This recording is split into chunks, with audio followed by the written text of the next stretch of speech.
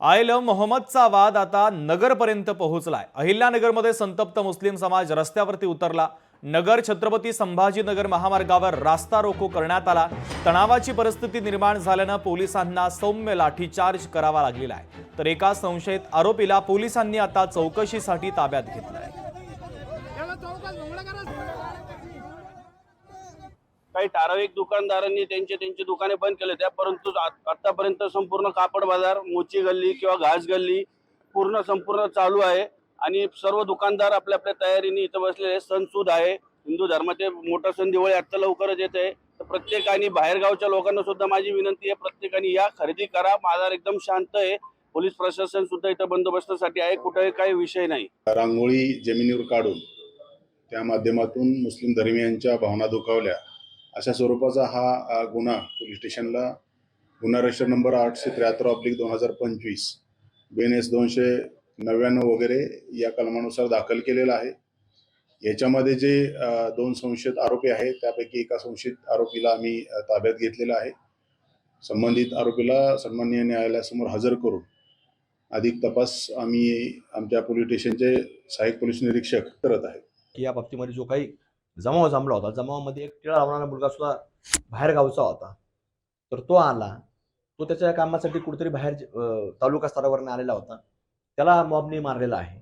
असा कधी हिंदू समाजामध्ये असं घडत नाही। त्या दिवशी देखील ज्यावेळेला गोमातेचं मांस त्या ठिकाणी सापडल्यानंतर रस्ता रोको झाला, तिथं अनेक वेगवेगळ्या धर्माचे लोक होते, पण कुठल्याही व्यक्तीला तिथं शिवी सुद्धा देण्यात आली नाही, कोणाला काही बोलण्यास सुद्धा आलं नाही। हे काही इथेच घडतं असं नाही। हे महाराष्ट्रामध्ये ज्यावेळेस आम्ही जातो, कुठेही असतो, हिंदू समाजाचे कार्यक्रम असतात, हिंदू समाजाचे मोर्चे असतात, हिंदू समाजाचे आंदोलन असतात, तिथे असे लोक येतात, पण कुठलाही जिल्ह्याचा हिंदू समाजाने आजपर्यंत आक्षेप घेतला नाही। पण हे मॉब पाहून एक हिंदू समाजाच्या कपाळाच्या मुळाला टिळा होता, त्याला पकडून मारणं हे कितपर्यंत योग्य आहे? कारण पोलिसांच्या बाबतीमध्ये देखील गुन्हा दाखल केलेला आहे। जातीय सलोखा निर्माण झाला पाहिजे, शांतता ही प्रस्थापित होणं गरजेचं आहे। कारण कुठल्याही अशांत प्रदेशामध्ये कधीही विकासाची जी गोष्ट असते ही तितकी प्रभावीपणे राबवता येत नाही। आणि त्यामुळे मी कायम असं म्हणतो की पोटातल्या आगीला जी भाकर लागते त्या भाकरीला जातही नसतो, धर्मही नसतो।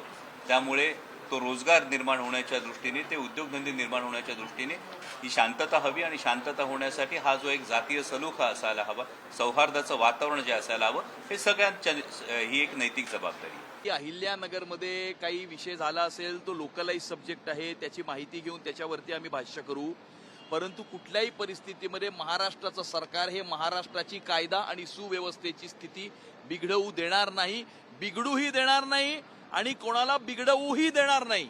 आणि अशा प्रकारे कायदा आणि सुव्यवस्थेची स्थिती जर कोणी बिघडवण्याचा प्रयत्न करत असेल किंवा कोणी बिघडवत असेल तर त्याला कायद्याच्या अधीन राहून त्याच्यावरती कडक कारवाई केली जाईल।